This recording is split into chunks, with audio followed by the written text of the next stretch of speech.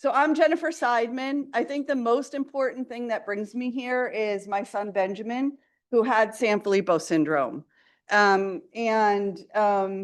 That's really what gets me into my work. And that's why I say to you, it was a little bit of like a homecoming, spending time in the child care room, interacting with all of your children. So I really, really, really appreciated it and that opportunity. Shortly after my son Benjamin was diagnosed, I came into work with a small, then startup nonprofit called Courageous Parents Network. And that's myself and my palliative care doctor and my husband, Stuart, who's also in the child care room now, enjoying himself, being interviewed for Courageous Parents Network. I'm going to quickly tell you what Courageous Parents Network is before we get into our real topic today, which is about decision making. We're a nonprofit organization, and we provide curated digital resources and programming to help caregivers. And I use that word broadly because by caregivers, we mean not just the parents, but also the clinicians and the school teachers and all the people that touch your children. But our goal is to help you navigate the illness journey with support. And specifically what Courageous Parents Network does is support the psychosocial and emotional needs of families. What do we mean by that? That's all the things like tending your marriage, caring for your other children, maybe dealing with your thorny mother-in-law and having to cope with that, but understanding all of those psychological things that go on in the backdrop of our lives caring for our children. Last fall, we introduced a new digital tool. And we talk a lot, and we're going to talk about this in a minute, some more about anticipatory guidance. But this specific tool is for children, like children who have Hunter's disease or Sanfilippo syndrome or any severe neurological disorder. And this tool not only talks about the psychosocial and emotional stuff, just like what you would find on Courageous Parents Network, but has some broad medical information. It's a sort of what to expect both medically and social emotionally when your child has a severe neurological impairment. So that sort of frames how I come to you today. I'm not a psych expert. I don't have a degree in psychology. I'm not a social worker. I'm a mom who spends a lot of time around all of those people, learning a lot, and I've been doing it for 10 years now. So I want to introduce a term to you because I think it's really important. One of the things that we do at Courageous Parents Network is try to teach families some of the language that they need as they're going about this journey, mostly because it makes you more equipped to deal with the medical community. So we work on words like what is baseline. And one of the things that we really want families to understand is what is anticipatory guidance. The most common way I can explain that to you is if you ever bought that book, What to Expect When I'm Expecting, or What to Expect in the First Years. Now, we all know that that doesn't apply to our lives, right? And so the real reality is, for families like ours, anticipatory guidance is sorely lacking. I don't know about you, but when my son Ben was diagnosed, my pediatrician ran in the other direction. He wanted to see us to have shots, but he didn't give me any guidance about what I should expect along the path. Our goal at Courageous Parents Network is to do that. And when I come and speak to patient organizations like this, on things like decision making, it really is to provide you and equip you with the language and the tools and the orientation that you might need to consider some of the topics we talk about in your journey. So today we're going to talk about decision making. And before I go to my next slide, I just want to acknowledge that listening to the research updates when I was in here, there was a lot of tangential conversation about decision making. And the real truth about decision making is it's hard, it can't always be shared, and sometimes it's not even your choice. And I just want to acknowledge that before we start the conversation. But it's really important for you all because you are making so many decisions. In fact, here it is. Guess what? The average human being makes 35,000 decisions in one day. One day. That's a lot of decision making. Now, some of it is mindless. You open your refrigerator, you pull out the orange juice. You don't think about that as a decision, but your brain does. Your brain is actually functioning in the same way. Now, take that 35,000 decisions that the average person makes and think about your own lives. You're probably doing double duty, right? So what does that mean for us? Well, it really means we're exhausted. And there is a real thing called decisional fatigue. It's studied by people. And I think sometimes when I say that and I look out, I see parents go, holy God almighty, I didn't even know it had a name, right? Who knew? We are all suffering from decisional fatigue in this room. I guarantee you 100% that we are. Here are the 5 hallmarkers of decisional fatigue. Ready? Count them on your hands. I want to see fingers. You make a lot of decisions every day. You make a decision that impacts other people. You're in the midst of a difficult life situation. You're faced with uncertainty. This one's a little trickier, and we're going to talk some more about it. You have perfectionist tendencies, or you develop them as a coping mechanism for uncertainty. Okay? I see a lot of fingers up. So we're going to talk a little bit about decisional fatigue. We're going to talk about decision making, and the reason why I think this is so important in the rare disease experience, and it's my hypothesis and my argument that if we really want to care for the caregiver, we need to help caregivers make better decisions and feel more equipped in their decision making.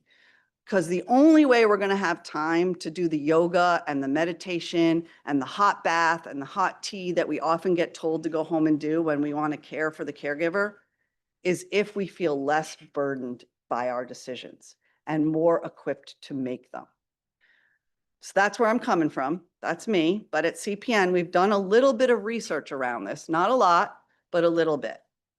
So one of the things we did research in, and this is because we were trying to make our resources more effective and impactful for families, is to look at what are the critical inflection points where families are forced to make more decisions. And what that research yielded was 3 critical phases in the family cycle, the life cycle of a family. And we just named them things that made sense to us. These aren't research-driven tags. They're just what we said.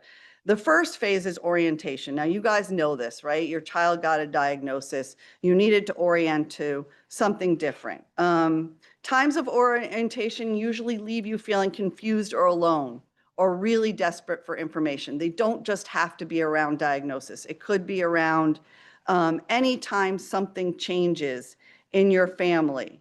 So it could be a school change, some sort of transition. Once you sort of have your bearings, you know this, you sort of figured it out, you're still feeling that anticipatory grief, you're still going through things, but you start to be able to navigate. You start to understand that you need to get this in place at school, you need to get this in place for your doctors, and we call that the navigation phase.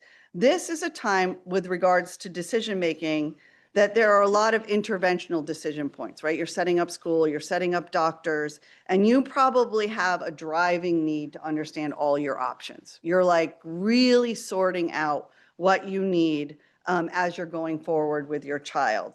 And of course, that's a big place where we make a lot of decisions. The last phase is when we start to feel confident in your direction and in your decisions. And at CPN, we just call this the moving forward phase. We tend to feel like our families are strong and we're being a good parent to our child. And in fact, while that term implies that there is a bad parent, there is a field, and it really doesn't, there is a field of study for researchers who research where is it for families like ours, what makes them feel as though they're being the best parent they can be to their child. So at CPN, we also focus a lot on this. So how does knowing this cycle help you understand decision fatigue? Because that's the first thing I brought up, and your decision-making process. The truth about it in our lives is that this cycle repeats itself again and again and again. And of course, it does in every person's life, right? Every person has to orient to things. With typical kids, they have to navigate some new life decision, and they have to move, and they have a period where they kind of feel good about everything. And it's always repeating, but in our lives, it repeats over and over, faster and faster and faster. And this is where decisional fatigue comes in, because you're spending so little time in that move forward phase. You're spending more of your time in the cycle where you need to be making more and more decisions. Here's the other part that leads to decisional fatigue, and we'll talk about some of this when we start thinking about what kind of decision maker you are, is you may be in one phase in the cycle and your spouse may be in a different phase. This was often the case in my household. My husband, Stuart, was really good at sort of modulating or moving past any change in baseline with my son. I was still wallowing in the grief of, oh my God, yesterday he could do this, and today he can no longer do it. So when that happens, when your partner, the person you most want to be making decisions with, if that's an option for you, is in a different phase, your decisions feel less shared. And we're going to talk about why sharing in a decision can make fatigue worse. So this cycle really can impact your sense of fatigue and how you do it. I'm going to hope I can play this video now, because I'm not sure how to do it with this clicker, but maybe if I just click, it will go. And you'll hear a mom, this is representative of the resources we have on CPN, talk about fatigue.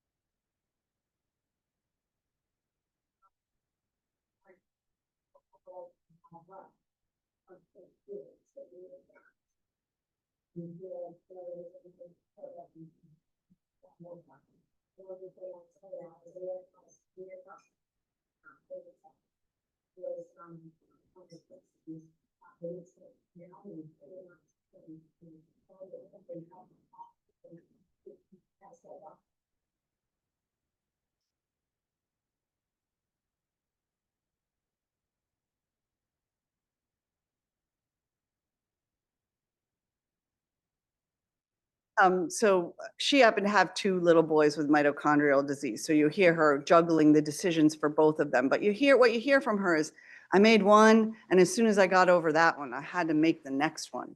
And then the next one was on top of me. And so she was definitely experiencing decisional fatigue.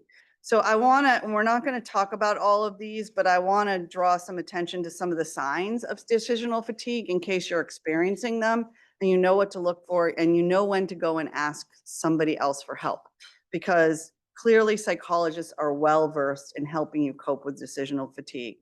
And also knowing the signs can help you ask some of the other clinicians that are helping your child help you in your decision-making process. So here are some of the signs and symptoms, and the ones we're going to talk about today are mostly procrastination and avoidance and regret.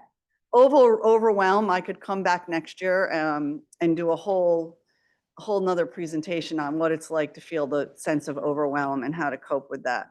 But going hand in hand with decision fatigue, unfortunately, is something called decisional regret. And that's when you say to yourself, I wish I had. Like, you think about a decision and you kind of wonder, if I had done this differently, would the outcome have been different? And here's the unfortunate part about decisional regret is we only can know it in retrospect. We can't actually know it in advance. Also, the thing I want to point out is that decisional regret is not, it doesn't come from up here. You might think it does because you're thinking through your choices, but decisional regret is a feeling. It's not an intellectual thing. And so you feel it in your heart, and we're going to talk about why that's important in a minute. But the thing I want to acknowledge is that when you have decisional regret, it often can bring back a lot of the other previous feelings of loss that you've had in your life. So I hope all know the term anticipatory grief. That's the grief you feel because your life suddenly isn't what you thought it was. And it can rear its ugly head, anticipatory grief at any change in your child's baseline. But it also can certainly come back and at a very heightened level if you have decisional regret. So it's something to be aware of as you're making decisions. And the truth is that sometimes the regret can be immediately after a decision, and sometimes it can come back years later. So for example, you'll hear me in a little while talk about when we were choosing not to use my son's spine. There was a moment in time years later where I revisited that choice because I saw what the implications were later on in his life. And I might have experienced a little bit of regret around that decision. The fact of the matter is with decisional regret, we do the best we can with the information that we have in the moment. And you're going to hear me say that again and again and again, because it's really vitally important for you to understand that. Sadly, decisional regret has a friend, and it's called anticipated regret. Sorry, I had a speech impediment as a kid, and with some words, it always comes out, and that's one of them. This is where, when I talked about one of those symptoms and we talked about procrastination, anticipated regret is when you know a decision is coming and you know that the stakes are likely high and you get paralyzed and you can't make a decision. And it is common for us to develop those habits because we're faced with such difficult decisions. In my own life, I knew I was experiencing anticipated regret or fear of making a decision because I was often at TJ Maxx, like standing at the end, trying to buy myself something that would make myself feel better. And it was usually the thing that was right by like the checkout stand.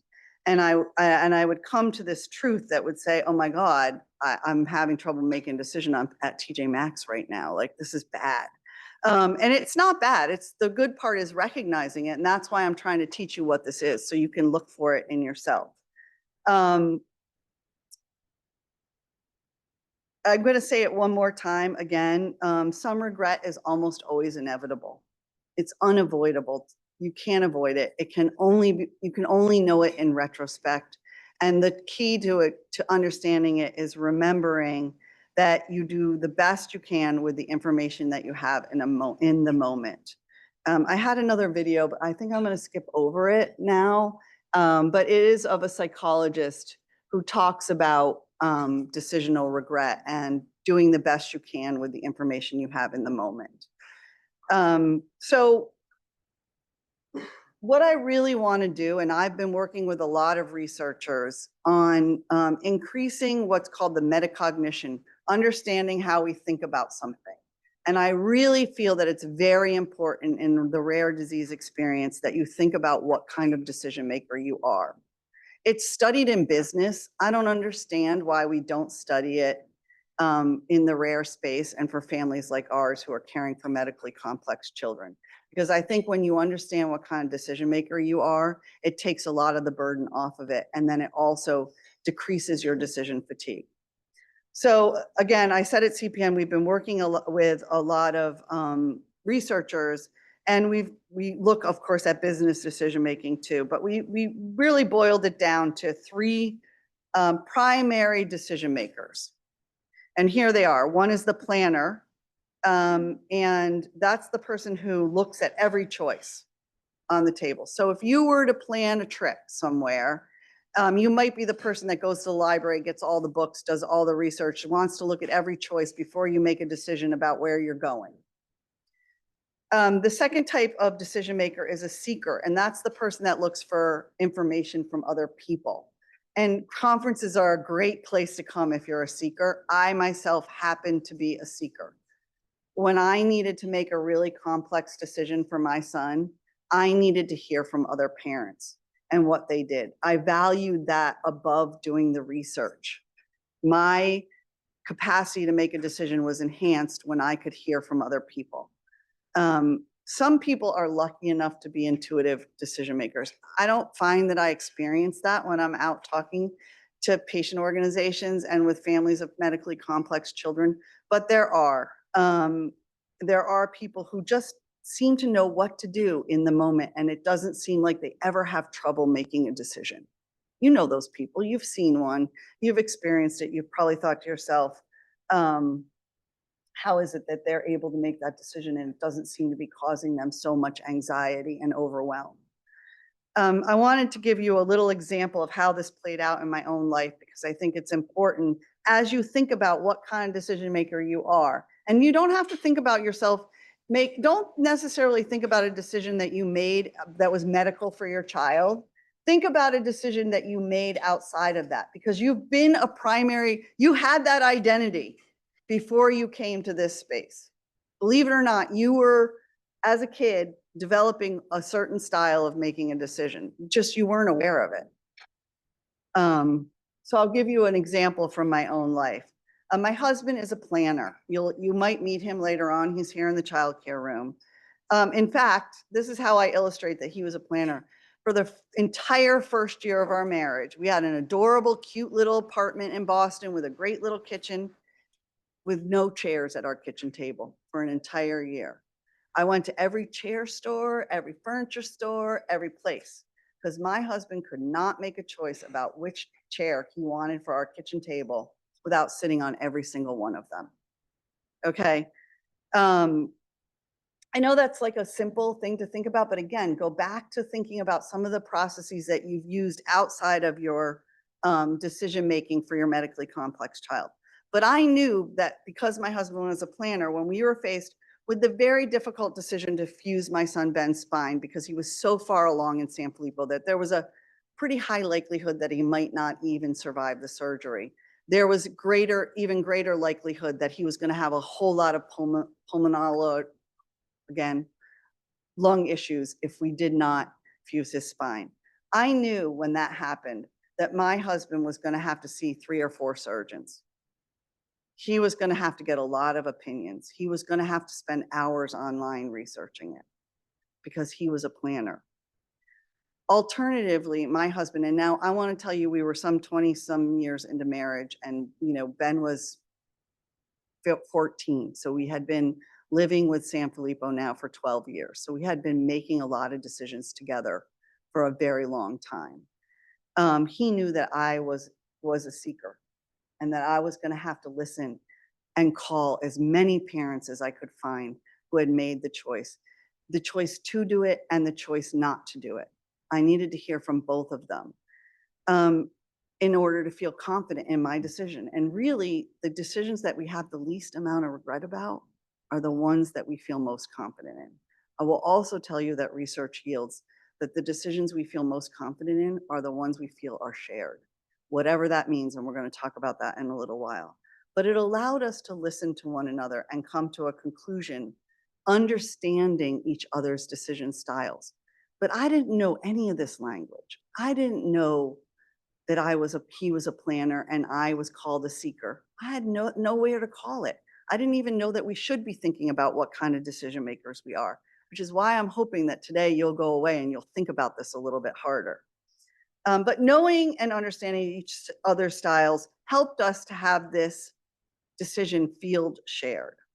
We'll talk about that again in a minute. But there's also 2 sides, and I heard this morning when I was listening to the tail end of the research update. Because of course, how you make a decision depends on one other thing, right? How it's delivered. So it's not a one stream thing. You can't just know what kind of decision maker you are because the person sitting across from you giving you the information also has a style of communicating. And how you make a decision can be affected or informed by the way the person sitting across from you, in our case, mostly it's some sort of clinician, is delivering the information. So it's really helpful to have in your brain, what are the different styles of most clinicians? And here they are laid out. So the curator, he looks at all the options, but he tells you what your choice should be. In my case, your son's got a 78-degree curve of his spine, said the spinal surgeon. Of course you're going to fuse his spine. That was his recommendation, and that's all he said to us. And when I said to him, well, my son doesn't have a feeding tube, so how is he going to lay down after the surgery? And he said, well, of course you're going to get a feeding tube. Because he was a curator. He only saw a singular solution to the choice that sat in front of me. I went to my GI doctor in this case because I was like, well, we've come 14 years. He hasn't had a feeding tube. That in and of itself is a whole nother decision that I now had to make. So I went to my GI doctor to talk about it. And he was a teacher. He laid out all the options. He said, okay, we can do this at this stage of the surgery. We can do this. And then, in fact, you could choose to take the feeding tube out if you don't want that to be a long-term outcome. But he sort of gave me options along the path. The clinician that's a teacher gives you sort of more choices and lets you pick which one. But sometimes that's hard because sometimes we've all sat in the room and gone, just tell me what to do. I don't know what to do. And sometimes you need a guide. And that's a person I'm going to be, usually it's a palliative care doctor, but that's a whole nother presentation too. But you can get a physician that listens to your care goals. I mean, how many of you have been in an appointment where you felt like the clinician really saw your whole child and your whole family and the whole of everything you were experiencing? Those people are typically the style of clinician that's a guide. They listen to all of those things. They see all the pieces. They're not usually what you encounter in the medical space. And that's why I say to you, usually they are palliative care doctors because that's actually what they're skilled and trained at. They're trained to be the guide. They're trained to be, in my case, like with Benjamin, to hear, we don't believe in extending my son's life, so giving him a feeding tube is going to do that. We do want to address the medical problem of the spine, but what are our care goals along the path? And so understanding what kind of decision maker you are and how it can be impacted by the person across from you is really important. I want to play one more video, but before I click it and get it started, I want to make sure that I'm making sure, yes, this is Kate. I'm making sure it's the right video. Let's play it anyway, and we'll talk about why this clinician, what type, you can guess. Actually, I'm going to ask you after listening, I'm going to ask you whether you thought the clinician is a curator, a teacher, or a guide. Going to play? Do I click again? Yeah.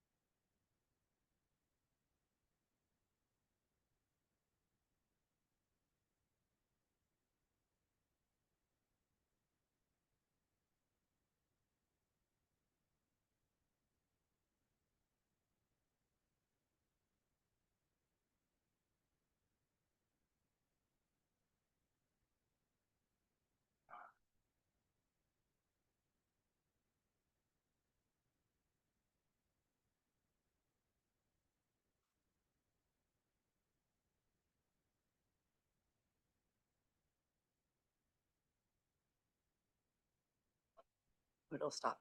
So what do you think? Was she a curator? No. Was she a teacher? Maybe. But who thinks she was a guide? Yeah, pretty much. Kate is a pediatric palliative care doctor out of Sick Kids in Toronto. She's wonderful. The example that she gives at the end about a mom saying, I'm not going to give my child a swallow study anymore because I'm not going to act on the information. That's me. I finally just decided I wasn't going to put Ben through that anymore because I wasn't going to act on the information. That was a hard decision for me and my husband because we felt like we weren't doing enough for Ben, because we felt like being the responsible parent was actually not giving him the swallow study to find out that he was aspirating, but we already knew. And we already knew our goal of care was not to give him a feeding tube. So we also knew we just weren't going to act on it. But we needed a guide to tell us that that was okay, to listen to us, to explore that opportunity, to have me be able to say out loud, I feel bad about this decision because it goes against this portion of my parenting, of this portion of my being a mother. The same thing happened when we decided when we had to make the decision about fusing Ben's spine. My palliative care doctor got all of our physicians in one room, which was incredible in Boston because they were at 3 different hospitals. And we talked about Benjamin as a full picture. How was his dystonia going to impact his spine? And if his brain was still saying pull to the left and the rod was keeping him straight, was he going to have pain? And we talked about all of the different parts of the decision. And I needed that. And at that point, my husband, who had already overplanned the decision, couldn't make the decision. He had that same thing he had with the chairs. He had anticipatory regret, and he just couldn't make the decision. And we needed the guide to help us get us there. And this is where the concept of I'm sorry, I'm seeing the slide here, but it's not there. This is where the concept of shared decision making comes into play. Have any of you ever heard that term from your physicians? Oh, yeah. Are you a physician? It's a secret language. Physicians, you don't know this, but physicians have this secret language. They talk about things like, how many of you in this room know when I say a change in baseline, what I mean by that? Okay, a pretty good percentage of you. That's a word we try to teach people at CPN parents because doctors say it all the time. Also, if you can walk into an ER and say, my child's normal baseline temperature is this, all of a sudden the ER doctors are listening to you. And so shared decision making is a term in the medical field that gets bounced around a lot. Everybody wants to make it happen. It is so hard to actually share in a decision with somebody. These are the logistical things that it takes that a good shared decision making would have. Space to give and receive information. Give and receive are 2 different things because the curator is only giving, not really receiving your information about your goals of care or your kid. He's just giving. So sharing takes more than that.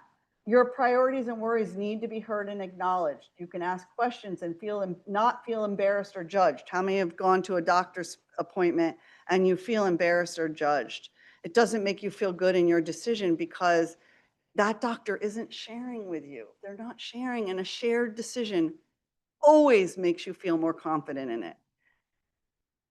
They need to respect that you have a certain authority over your child and you are the expert. And that also is sometimes missing in the clinical environment. And you need to know that you can have options and they can be revisited. I mean, I think I went to my GI doctor and talked about a feeding tube ad nauseum as far as he's concerned.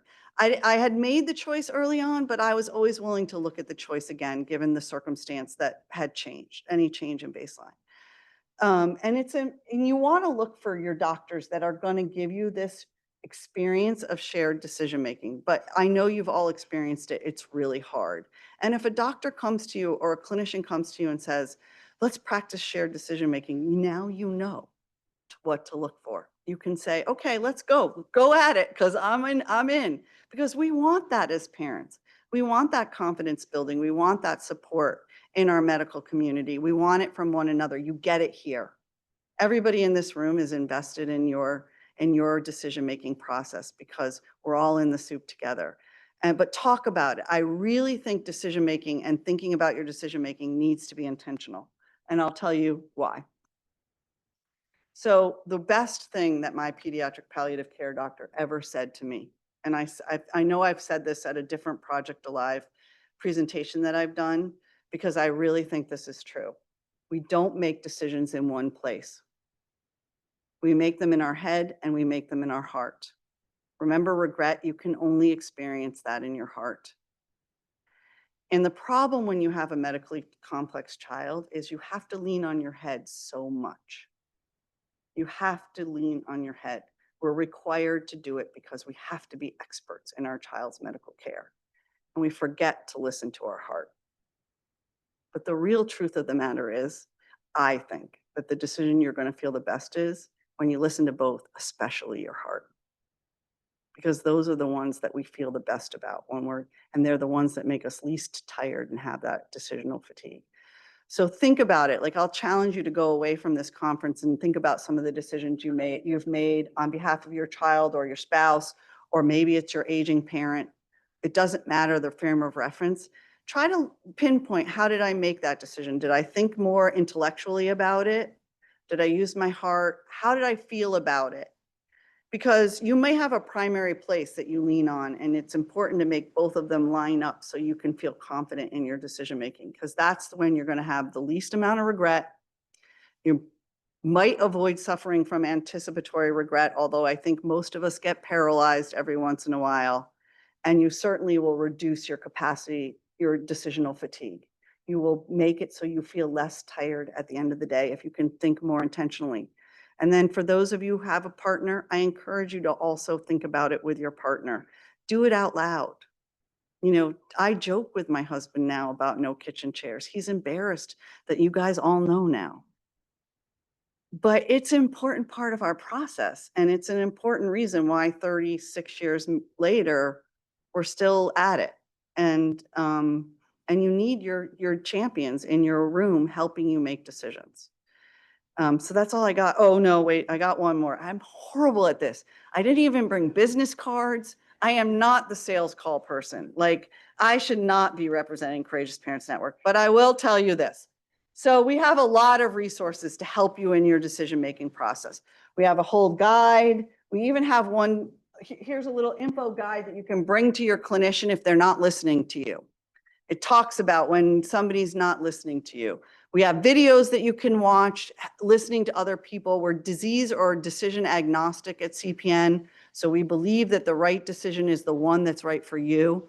So we don't, if we talk about a feeding tube, there's plenty of parents who got one, plenty who didn't, how they did. We believe in the process of decision making, but no one decision. Whatever's good for you. So these are just a picture of some of the resources you'll find on our website. And I did bring little info cards that are out in the front. So I'm not that bad of a salesperson. And these are the things I hope that you learn today. It's funny, it's standard practice when I present to clinicians, which we do a lot at Courageous Parents Network, that you have to have objectives or what you wanted somebody to learn. But the standard isn't the same when we come to parent and patient organizations. It really should be, right? What did we want you to learn? What did you want to take away? Because that's what we really get out of this. So these are the things that I hope that you've come away with today. And lastly, I will say this, and again, there are little cards out by where you picked up your name badge. I'm a tool in your toolbox now. And so it's very easy to reach out to me. Certainly Kristen knows how to get to me, but it's just Jennifer@courageousparentsnetwork.org.